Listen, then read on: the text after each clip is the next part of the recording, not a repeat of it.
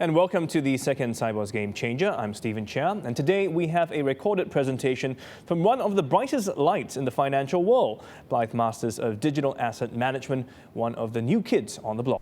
Distributed ledger technology and blockchains are the talk of the town.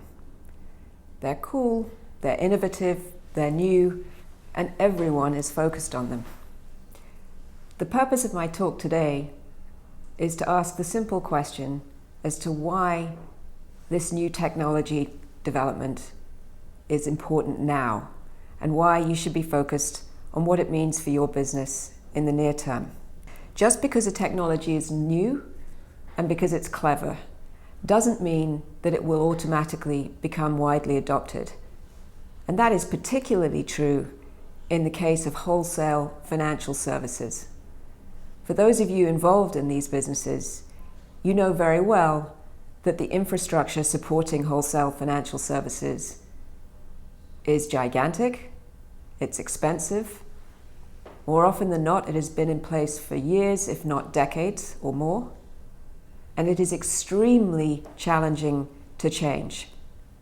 And yet distributed ledger technology and blockchains represent an entirely new way of thinking about executing post-trade financial services activity. Those of you that know markets well know that they have been through something of an arms race in recent years. The front end of our markets infrastructure now operates at such warp speed that competitive advantage can be measured in fractions of a nanosecond. And yet the back end of financial services processing really hasn't been renovated in years or even decades. So why is that? And why is it that there should be case for change in the immediate future? By way of background, I spent almost 30 years in the financial services industry myself. All of that time working for one of the largest firms, JP Chase. During that time, I ran global markets businesses. I spent time as the CFO of the investment bank. I represented the firm when I chaired SIFMA and the GFMA, two large trade associations that represent the interests of Wall Street. And I was there during the time that financial regulatory reform was conducted in the aftermath of the global financial crisis. As a consequence, I've spent the better part of 3 decades thinking about financial market structure, about systemic risk and market risks, and about the financial regulatory reform which has begun to change the way that firms operate in this space. It's in that context that I made a decision recently to join a small startup technology company focusing in the area of distributed ledgers and the blockchain.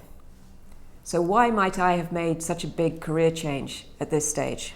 And the short answer is because I believe that the power of this technology is significant enough that it will in fact change the way that financial market infrastructure operates, and that change has begun now. What is required for change in financial infrastructure is a catalyst that is more than just the advent of a new cool or innovative technology. What you need is for there to be an independent catalyst for change. And yet, as I look across the financial services landscape today, I see at least 5 drivers of change that have the potential to make the case for the adoption of new technologies in the very near future. These include the very significant increase in capital requirements that financial firms have been required to carry against the risk of their activities in the aftermath of financial regulatory reform. Capital requirements are required to cover counterparty risk, interconnectedness in the system, operational risk, and the ratios themselves have also increased as regulatory requirements have changed. So for almost every activity of any given financial institution, today the required capital to be held against that has materially increased. Secondly, costs, particularly associated with maintaining a technology infrastructure that has to cope with rising volumes and speeds of transaction execution, as well as complying with new and dramatically expanded regulatory requirements, continue to rise, and those rising costs are having an adverse impact on the bottom line. Thirdly, revenues are relatively depressed.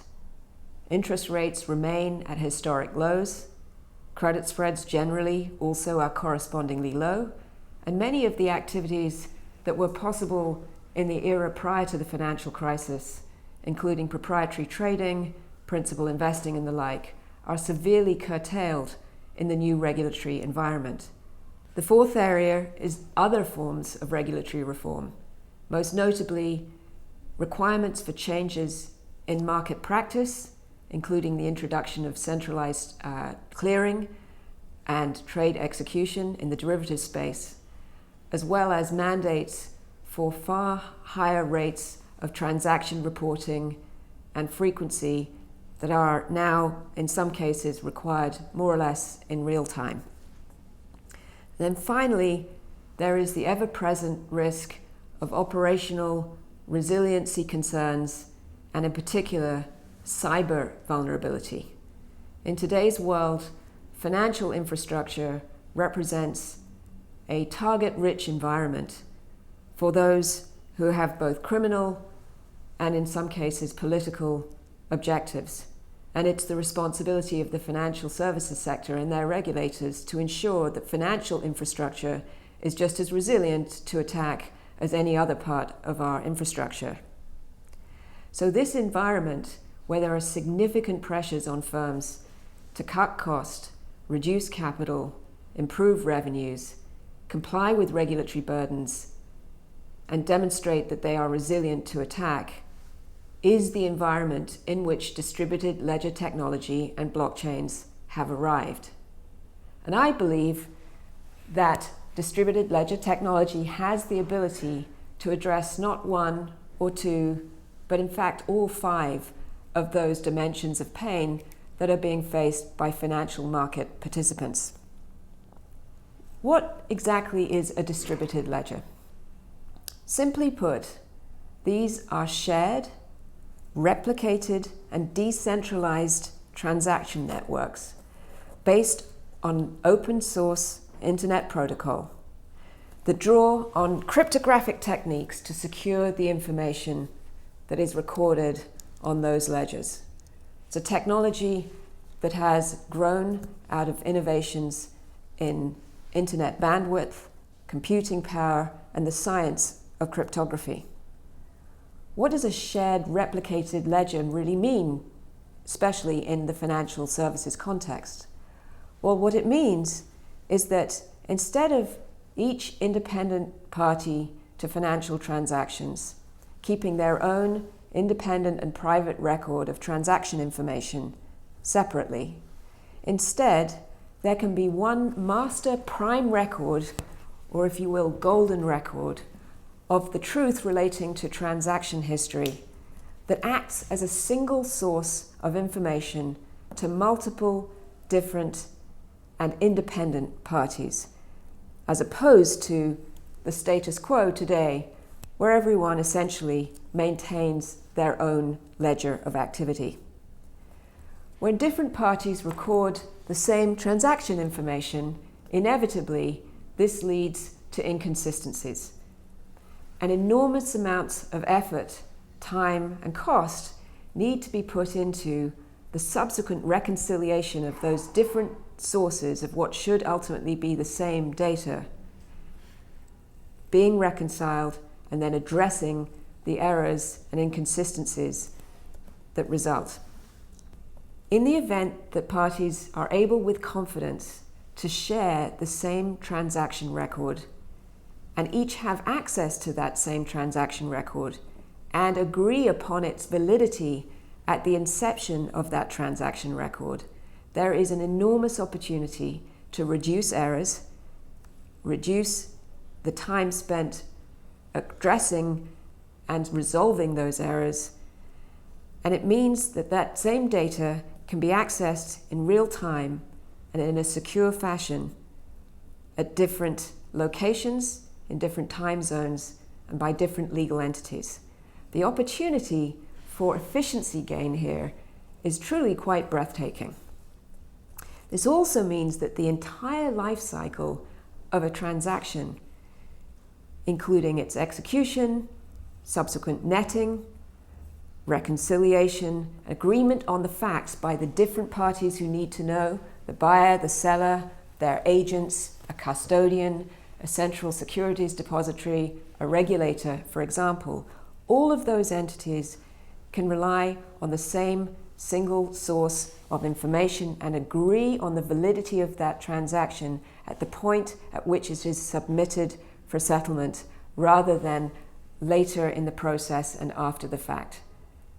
The legacy infrastructure is inefficient, it's expensive, it's vulnerable to failure, and it results in both financial firms spending significant amounts of resources in making sure that data stored in that fashion remains accurate, and regulators having consistent and significant concerns about the systemic consequences of the delays and the counterparty risk that arises because of those delays.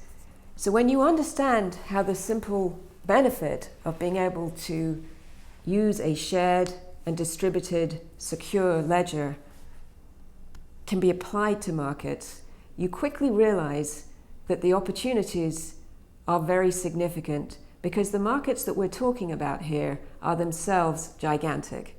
They're measured typically in the billions and trillions of dollars notional, with the consequence that the benefit of reducing inefficiencies results in very large dollar cost savings, measured well into the billions of dollars per annum. And perhaps more importantly than the cost saving is the reduction of risk associated with being able to complete transactions in near real time after they have been agreed, rather than allowing for lengthy delays, during which time errors and inconsistencies in transaction records have to be addressed. The technology itself is complex. The cryptography required to ensure that the data is valid and is protected is very complex. But the concept of using a shared distributed ledger is actually tremendously simple. This is why firms in financial services are extremely focused today on exploring the way in which distributed ledger technology can be used in their world. One of the challenges often that you find with new technologies is because those who have the brilliance to invent them don't necessarily have the same experience with the underlying markets to which they can be applied, you often find yourself with a brilliant technology idea looking for a solution in order to help. In this case, we have gigantic, global, high-speed, tremendously valuable markets with meaningful implications for economic activity worldwide that have existing significant challenges. Those challenges associated with capital requirements, cost, regulatory compliance. Rather than imagining distributed ledger technology as being disruptive in that context, firms have come to realize that the opportunity is a positive one. Indeed, I prefer to refer to the technology as constructive, meaning that it can be used to solve existing real-world problems and tackle real challenges faced by existing and incumbent firms today as they seek to do a better job for the customers they serve and as they seek to comply with the law. The reality is that the world today is a very long way away from the nirvana that would exist if we had been able to design financial infrastructure from scratch using an entirely clean sheet of paper as the starting point. If we didn't have the existing world to deal with, it would be easy to imagine that all financial assets could be issued and would have been issued into a digital distributed ledger, and the roles of different participants in financial markets would be markedly different than they are in fact today. But that is not the reality. There are outstanding trillions of dollars of financial assets. There are significant, complex legal and regulatory requirements imposed on the incumbent financial institutions that are responsible for managing those assets on behalf of their customers.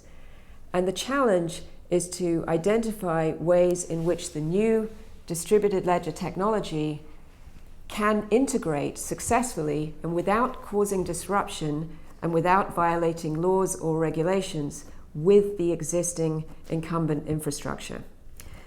There are questions, good ones, that need to be asked and answered. How do we deal with the onboarding and offboarding of existing assets that have already been issued into a new distributed ledger environment? How do we ensure that there is no disruption to the chain of legal title to such securities? How do we ensure that all of the existing regulatory requirements can continue to be met as major wholesale changes to the way that post-trade processing occurs? How do we ensure that regulators are kept informed in the fashion that is necessary and is required? And how do we ensure that no shortcuts are taken that essentially results in risks to consumers or to individual investors or the institutions tasked with looking after the assets of individuals? There are also questions about the readiness of this technology for deployment in enterprise-grade context.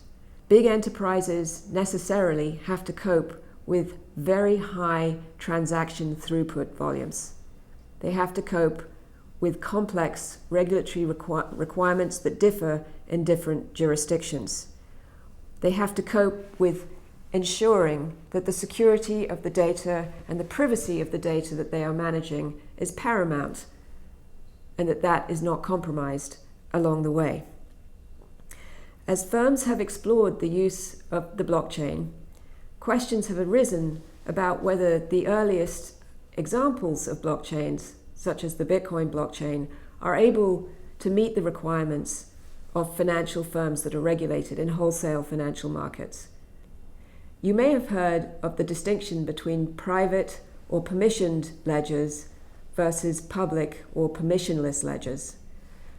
We believe that there is tremendous opportunity for the use of private and permissioned ledgers by regulated financial firms. The benefit of these is that they offer the benefits of replicated shared ledgers, but they add to that the ability to be confident that you are dealing only with other known and pre-selected entities in your ecosystem so that you can comply with regulatory requirements to that effect. You're able to use these systems to process far higher rates of transaction throughput than the Bitcoin blockchain today is currently capable of. You're able to agree on common sets of rules of the road amongst like-minded participants, and you're also able to be confident of demonstrating the kind of transparency and resiliency that regulators will demand, where regulators expect you to be able to demonstrate that the vendors upon whom you have created a transaction and operational dependency are vendors that you know and have onboarded in a formal know your vendor context. For these reasons, many of the world's biggest financial institutions are particularly excited today about the opportunity for deploying permissioned private ledgers in their businesses. There are many examples where the financial industry has collaborated together to agree upon common standards.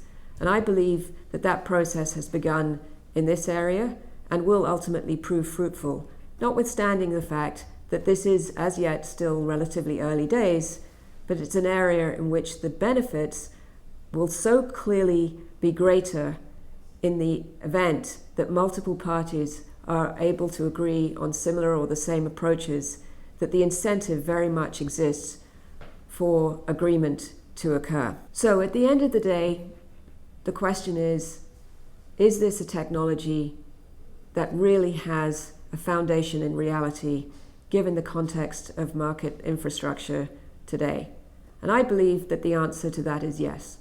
Pressures associated with costs, revenue, capital, regulatory reform, and operational and cyber resilience all have the opportunity to be addressed in a meaningful way through the use of shared and replicated ledgers, which offer resiliency and dramatic improvements in efficiency and cost reduction. So if you're asking yourself, how seriously should I be taking the advent of distributed ledger technology today, and is it just a fad? I would say to you that you should be taking it just as seriously as you should have taken the development of the internet in the early 1990s. Thank you. And thought-provoking as usual. Thank you, Blythe Masters. We'll see you at the same time tomorrow for another Sibos Game Changer.